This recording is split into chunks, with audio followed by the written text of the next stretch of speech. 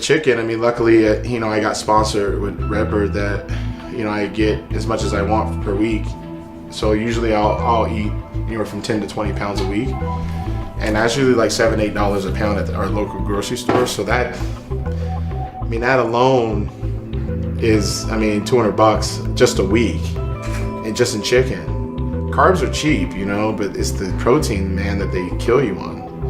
So if you're doing like chicken and steak and fish, you gotta think collectively you're getting in. I eat around 6 pounds of protein a day, 5 to 6 pounds. So you getting in that much. That means that you're, on average, just in meat alone, you're spending $60, $80 to $80, $90. So it can get out of hand.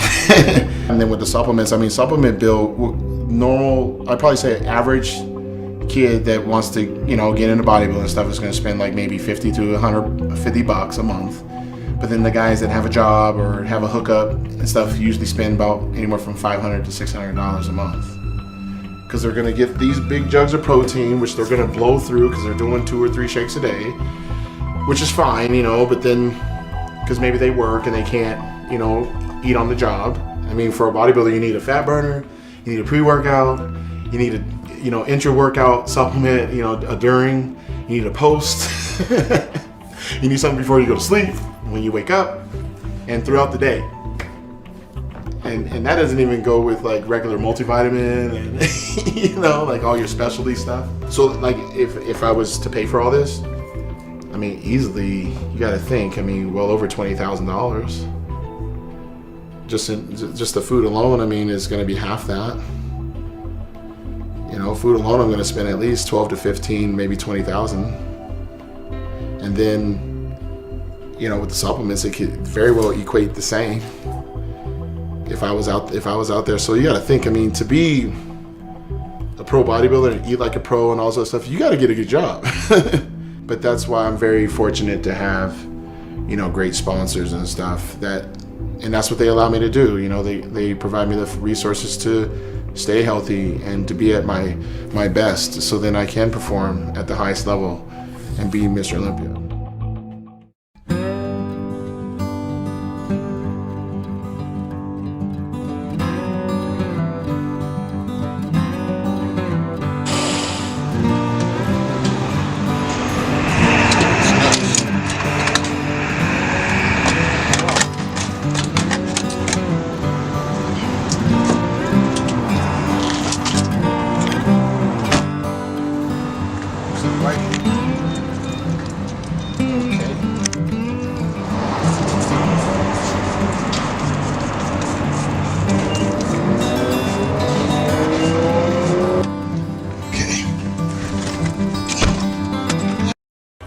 Here we are, we're gonna do delts. We're gonna go through a ton of different exercises, a ton of different movements. We're gonna start with some presses, do laterals, a couple different rear delt exercises, front raises, more presses, shrugs, you name it. Really what we're trying to do with this particular workout is create a lot of volume. Being the fact that I'm not structurally, tall and super wide and stuff, the good thing is that I've been able to create, an illusion and create the round muscle bellies that I have and try to accentuate that with a narrow waist. And that's pretty much what I'm looking forward to displaying at the Mr. Olympia in less than 5 weeks is, real tiny waist, but then like real round boulders, shoulders. And this definitely is one of my favorite workouts to do that. So we're gonna get started.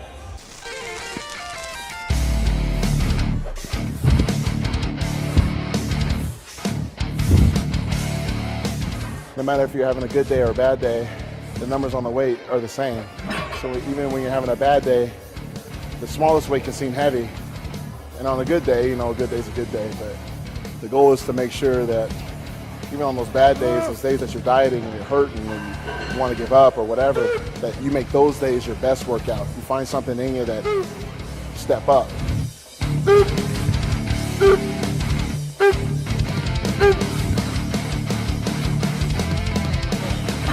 You have to be in shape all year, because all it takes is for some guy with a camera to go post your pics up on YouTube or something, and people people talk trash, so you gotta make sure that you're looking at the bodybuilder every day.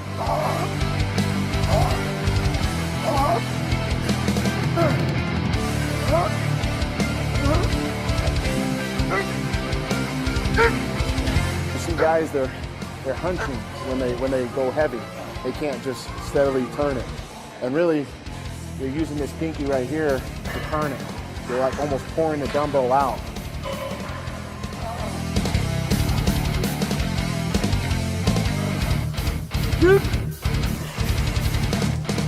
I've been doing them a lot more seated because there's less movement as far as like momentum, and then involving more of the traps and the hips and the knees and stuff, just to get the weight up.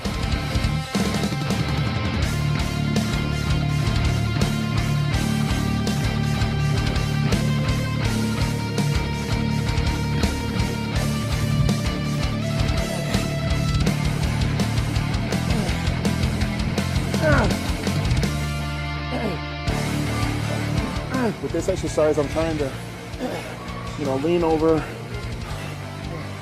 and come right about here. Just a little bend in the elbows. You don't want to go flat because it's the tricep, I've noticed, but just a little bit of a bend. A lot of people will have this part, but they neglect what they can't see. And the delt, especially from the side, they don't have much thickness to it. So that's something I noticed that I needed. So what we're doing on this one, using the Kramer bar, keeping the hands pretty close in, and just going up to here. No need to go too high, but right about here is good. And obviously, we're working this side of the delt. So then, when you're standing there, you see that split that I have right there. That's this chunk right here. That's what we're trying to work on.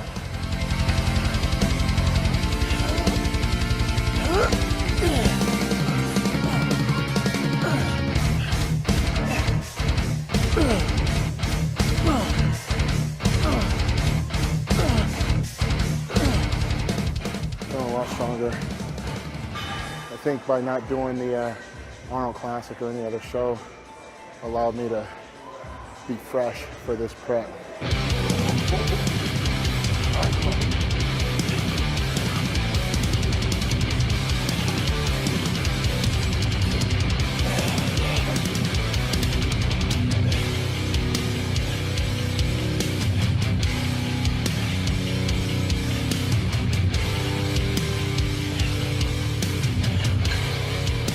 Notice by pulling back here, I can really target the rear delt. So, and with it being on this machine with the cables, I got each arm working independently.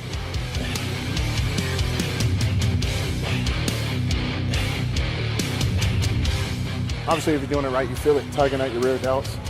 If you're doing it wrong, you're gonna feel it more in your triceps.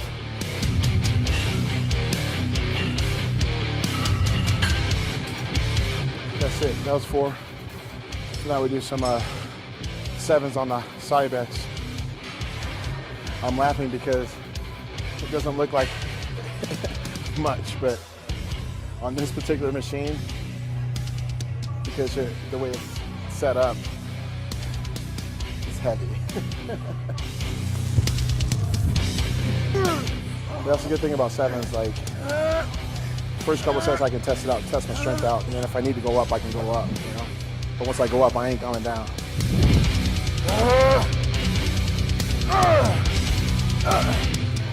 Man, that's heavy.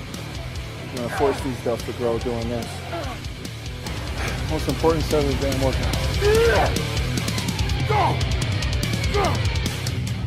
It's a damn Olympia, man. Second place ain't good enough. I'm getting those last 2.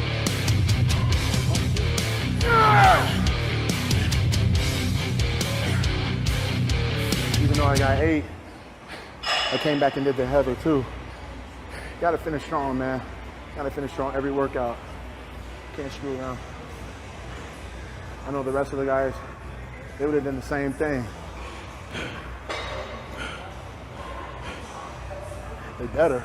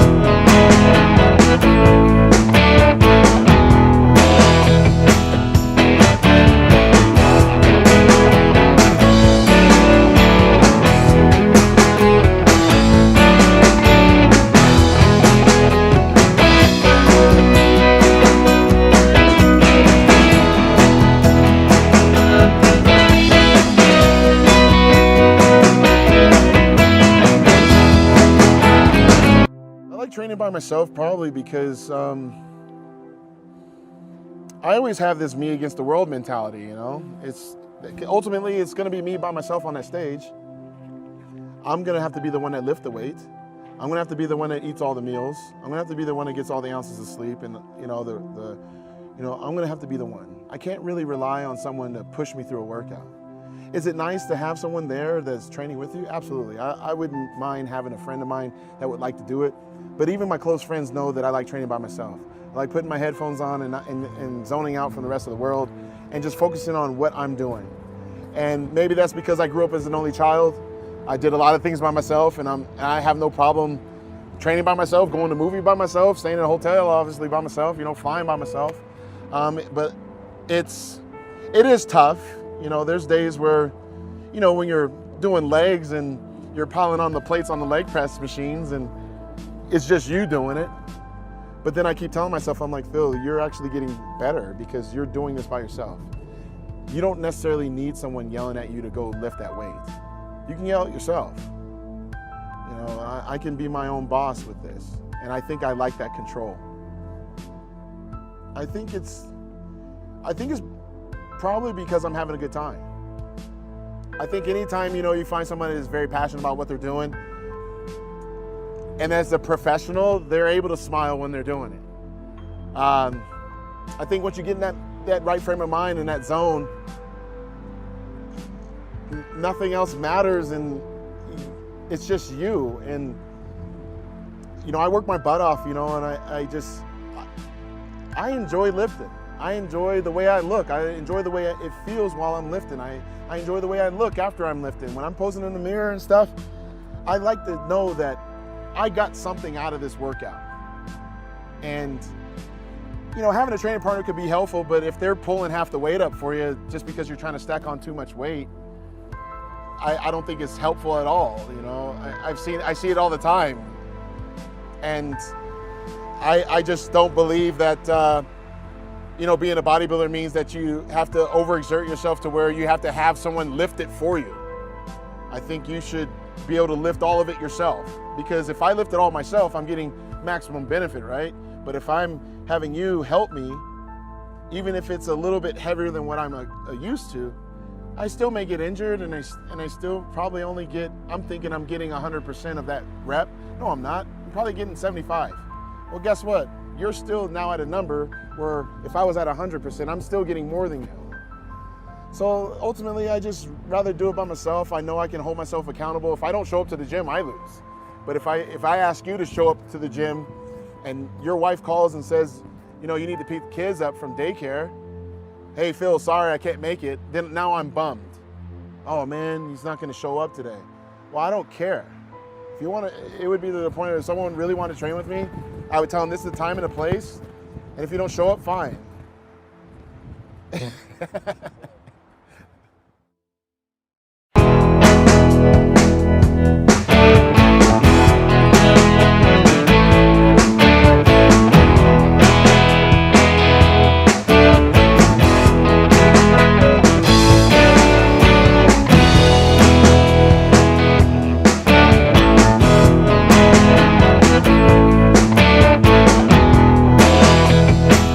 Definitely something that I know a lot of you guys that have seen me train throughout the years. I don't train very often because I was always trying to balance my physique with shoulders and upper chest.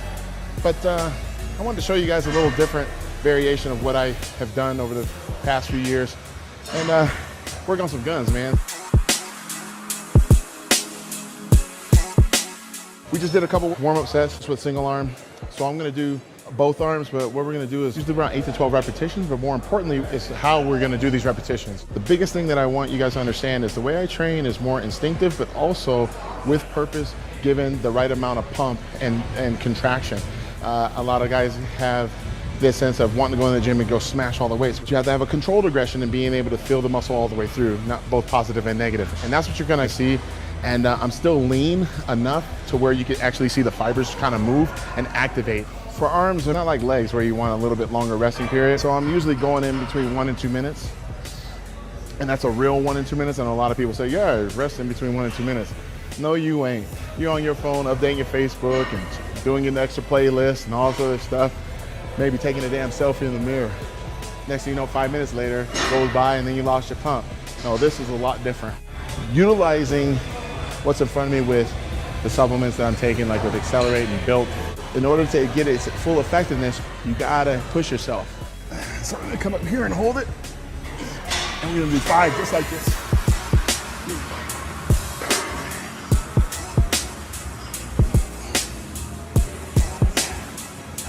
Then we're gonna do 5 fast ones.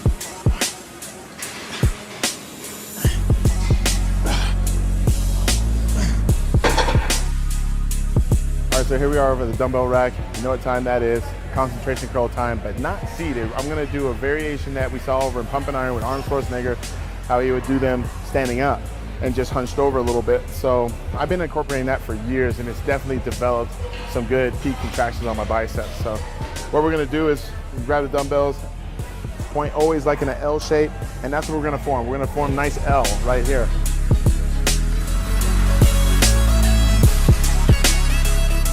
I'm gonna jump right into some alternating dumbbell curls. But what I normally do is do all one arm at once, and primarily that's because I want the constant tension for that period of time, instead of resting in between by doing one after the other. I'm not doing uppercuts here, guys. I'm not doing shoulders or back. I'm trying to really just stay focused right here. So now we're done with the biceps. Now it's time for tries, guys. So here we are over at the rope doing some pull downs. I normally like doing this. I think this is probably the most fan favorite exercise to start your tricep workout. Pretty self-explanatory. We're gonna pull all the way down and get a full contraction. We're gonna twist just a little bit. We're not gonna take the rope though and just come here and then do one of these. That's kind of like short changing it up a little bit. We're gonna start here and actually come here, all right?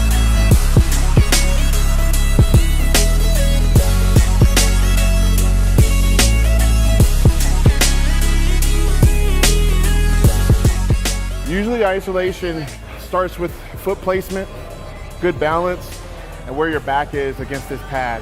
If you're too busy hunched over like this, you're gonna be pressing down like this. I just don't understand it. You're starting to get more of your pecs involved too, which we're not doing pec day. That was Monday.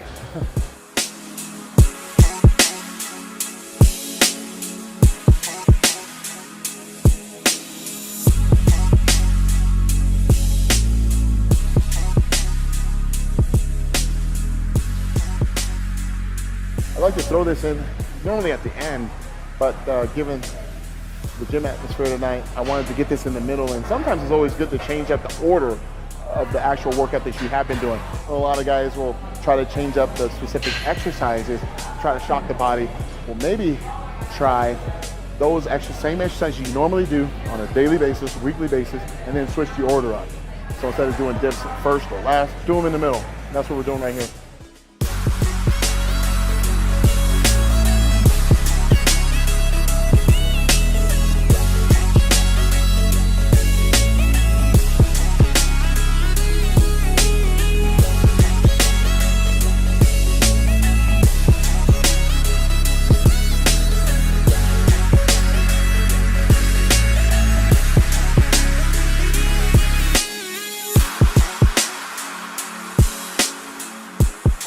All about muscle activation, guys. I mean, if the muscle's not activating, there's a lot of different problems. I mean, it could be, through a neck injury, back injury, etc. A lot of things happen to do with your misalignment.